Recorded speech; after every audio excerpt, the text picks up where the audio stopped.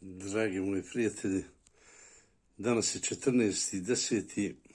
četvrtak 2021. godine. Nismo se čuli 15 dana, a veoma aktuelna tema je sudski postupak koji je pokrenut protiv mene. Ja ne kažem protiv mene, nego protiv moje knjige Istine, agresija i genocid u BiH 92-95. Pad ili izdaja Hadžića i Bosne i Hercegovine. Ja sam rekao da ću vam povremeno neke stvari reći, pa i hoću da vam kažem, bez obzira što je u toku priprema vezana za vođenje sudskog spora protiv, kaže, mojih knjiga ili mene. Jer moje knjige su književno djelo koje sam mogu isto kao i svi svjetski književnici i ljudi koji se bave pisanom riječu da piše ono što ja mislim i što smatram da treba pisati. Po njima, po Aladžu Zvajdu i Fadlu Čoviću i ljudima koji podržavaju, onda niko ne smije ništa pisati. Niko ne smije dotaći istinu, a istina i pravda, kao što sam i prije rekao, to su najveća savršenstva ljudskog roda i jedno i drugo je veoma daleko, ali su dostižni.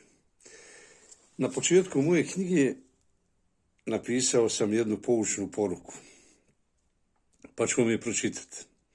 Jedna od najvećih vrlina svakog čovjeka je pisanje i iznošenje istine bez obzira na posljedice, neugodnosti i mjere koje se mogu od strane vladajućih garnitura poduzimati protiv njega, što znači da je to u stvari džihad i borba protiv nepravde, laži i nepravednih vladara, a što nam preporučuje Božji poslanik Muhammed a.s. To znači, Allahov poslanik sallallahu alejhi ve sellem je rekao: kada vidite moj umet, kako iz straha ne smije nepravednom reći da je nepravedan, svejedno je da li on postoji ili ne. Ja nisam takav čovjek. Ja sam u svojoj knjizi rekao da ne želim da preselim na bolji vječni svijet, a iza mene da ostane istina koja je jako bitna i za državu Bosnu i Hercegovinu, a isto tako i za narod na prostorima Hadžića, u mjestu gdje ja živim, stanujem, gdje je moja porodica, gdje su moja djeca i gdje su moji prijatelji. Većina vas sigurno je vidjela nepravdu. Sigurno zna da postoje laži. Kaže jedna od izreka: laž postaje istina onog trenutka kada ljudi ili čovjek povjeruje u tu laž. Ja ne želim da vi vjerujete u laži. Ja ne želim da vjerujete u nešto što znate, a to je da su Hadžići pali, da ništa nije poduzeto po pitanju zaštite ljudi, objekata, materijalnih sredstava, preduzeća, institucija, kao i najveće institucije na području opštine Hadžića, a to je zgrada opštine Hadžić. Osim toga, ljudi koji vladaju, ljudi koji obavljaju određene funkcije, imenovani su, da li su imenovali ili nisu određeni institucija. Pored tog imenovanja postoji i odgovornost koja proizilazi iz poslova koje treba da obavljaju. Moje mišljenje je da ljudi se prihvate obaveza, prihvate se funkcija iz razloga bolešću, jer puno ljudi boluju od toga da bude neki funkcioner, da se pita, ali ne želi da snosi odgovornost za one poslove za koje je imenovan. Moja najveća odbrana, moj najveći advokat u svemu ovome, moja knjiga istine, dokumenti koje pribavljam, jer sam već na 20 i nešto adresa uputio dopise vezano za obezbeđenje dokumentacije i dokumenata koje su jako bitni za ovaj sudski proces, ne zbog mene, ne zbog para, da li ću izgubiti ili ne, nego zbog istine koja je jako bitna i zbog onih ljudi koji su od strane agresora, četnika, monstruma, koljača, mučeni, ubijeni ili su silovani ili silovane, jer dešavalo se da su i muškarci silovani. A osim toga, i naši ljudi o kojima sam malo pregovorio, koji su bili na najodgovornijim funkcijama, moraju da shvate da istina je dokučiva, da laž ne može biti trajna i da samo istinom možemo dokazati ono što je jako bitno, a to je da su Hadžići pali u ruke zlikovaca, da su sve institucije oni preuzeli, da nije bilo obezbeđenja objekata, da nije bilo zaprečavanja puteva, blokade kasarni i oni moraju snositi odgovornost za to. Kao jedan od dokaza u tom postupku je i naredba broj 10/70 od 29.4.1992. godine, ta naredba je dostavljena svim centrima službi bezbjednosti, svim supovima, stanicama javne bezbjednosti. Ja želim da i nju da vam pročitam. Potrebno je da svi centri službi bezbjednosti, stanice javne bezbjednosti i SUP Sarajevo poduzmu sve potrebne mjere i radnje i svoje nadležnosti za obezbeđenje i izvršenje naredbe komandanta štaba teritorijalne odbrane Republike Bosne i Hercegovine broj 02/145-1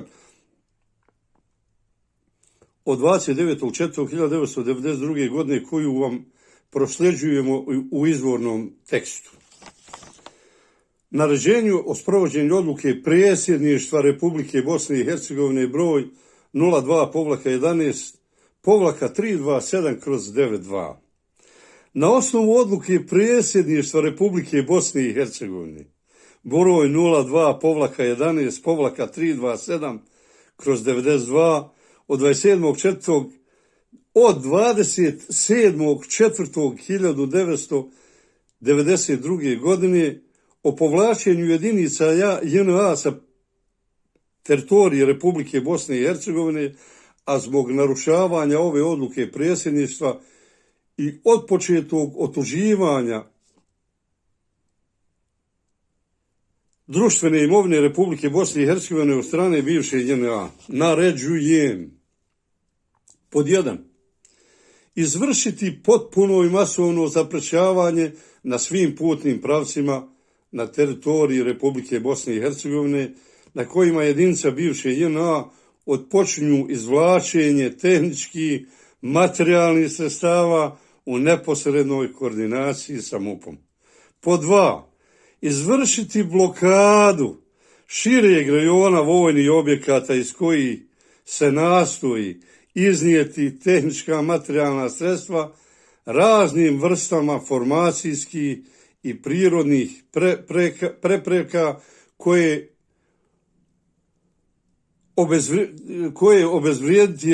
obezvrijediti jedinicama teritorijalne odbrane Republike BiH i MUP-a.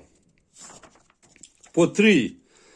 Najavljenim kolonama, jedinicama bivše JNA i bez pratnje MUP-a spriječiti izlaske iz kasarne i komuniciranje na teritoriji Republike Bosne i Hercegovine. Po 4. Ubrzano planirati i otpočeti borbena dejstva na celokupnoj teritoriji Republike Bosne i Hercegovine iste koordinirati sa štabom teritorijalne odbrane regije, okruga i Republike Bosne i Hercegovine. U okviru planiranja borbenih dejstava planirati opsežne mjere zaštite stanovništva. Ponavljam, planirati opsežne mjere zaštite stanovništva i materijalnih dobara građana Republike Bosne i Hercegovine. U potpisu ministar za unutrašnje poslove Alija Deli Mustafić. Danas sam vam prikazao, odnosno pročitao ovaj tekst, a sad ću vam ga i prikazat. To je ovaj tekst, odnosno naredba MUP-a, a isto tako ovo je i poruka o kojoj sam vam pričao, odnosno poruka vezana za iznošenje istina koje su jako bitne za sviju nas. Ova naredba koju sam vam pročitao jako je bitna u svemu ovome. Prema tome, u toj naredbi koja je sadržana u 4 tačke, a koja je proslijeđena svim MUP-ovima, a isto tako i stanici javne bezbjednosti Hadžića, predviđeno je između ostalog zaprečavanje puteva, blokada svih kasarni, obezbeđenje objekata, materijalnih sredstava, osim toga i planirati i otpočeti borbena dejstva, a isto tako odgovorno raditi na zaštiti stanovništva. Ja kao čovjek koji sam živio i živim na ovim prostorima, koji sam napisao ovu knjigu, od 4 ove naredbe koje su proslijeđene, ni jedna jedina od strane odgovornih lica nije sprovedena u djelo i upravo iz tih razloga nesprovođenja odluke, odnosno naredbe predsjedništva opštinskog štaba teritorijalne odbrane i ministarstva, odnosno ministra unutrašnjih poslova Alije Deli Mustafića, upravo je došlo do toga, a kasnije ću za koji 5, 6, 10 dana pričati o tome šta je urađeno, šta je dozvoljeno od strane MUP-a. I oni kažu nisu odgovorni i oni kažu ne prihvataju nikakvu odgovornost da sam ja lažao, petljanac, a oni su lažovi petljanci. Oni lažu, hoće da laž postane istina. Nikad laž ne može postati istina. Ja ću, ako Bog da, inšallah, dokazat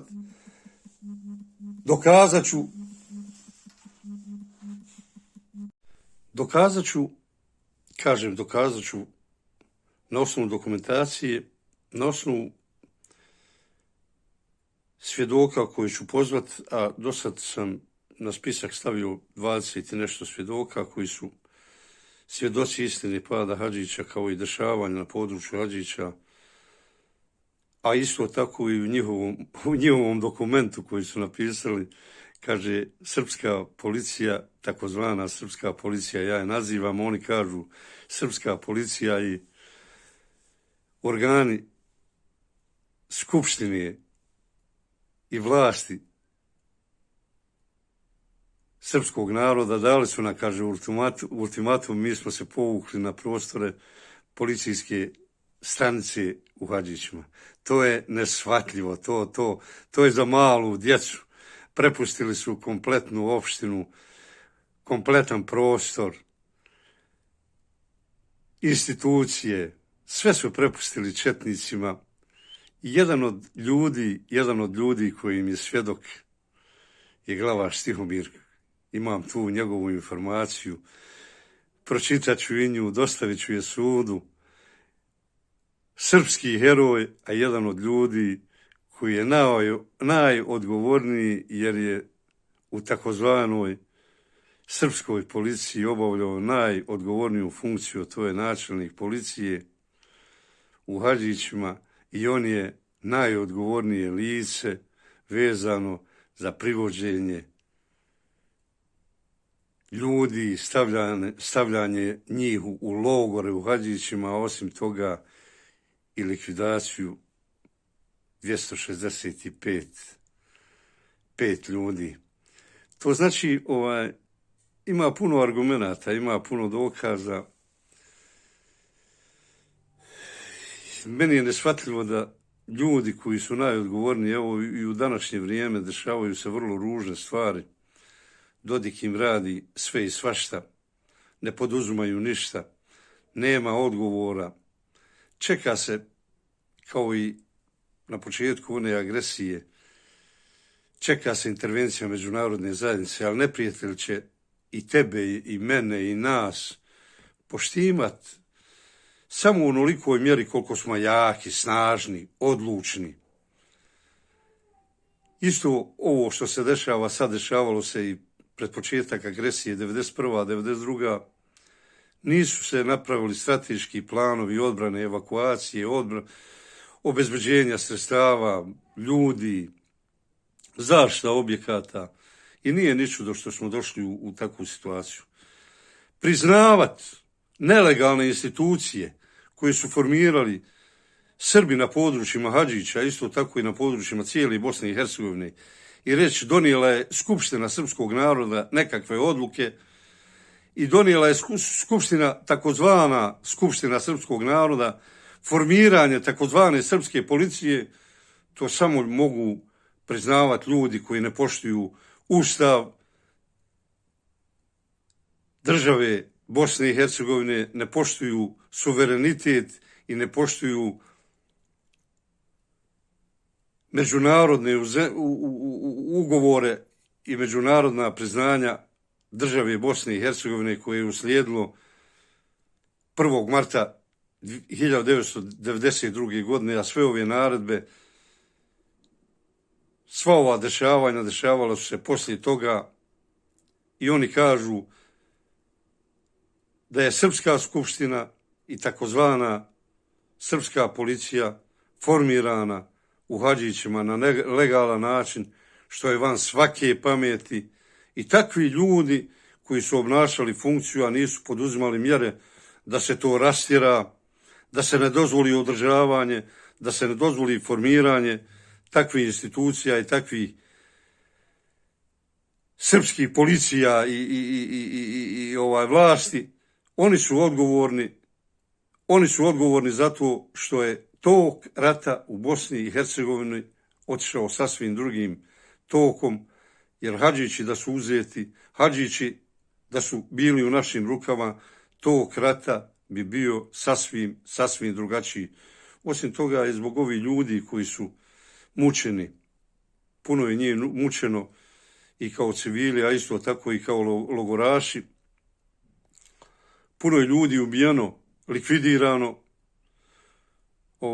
Ja imam obavezu kao čovjek, iako sam radio u Centrotransu, a kasnije bio u kriznom štabu, predsjedništvu i u komandi brigade, bio pomoćnik komandanta za bezbjednost u 1. muslimanskoj brigadi, imam obavezu prema tim ljudima kojima sam poznavao da istrajem u svemu tome, ali ima puno ljudi koji iz straha od vlasti, iako znaju, iako su vidjeli,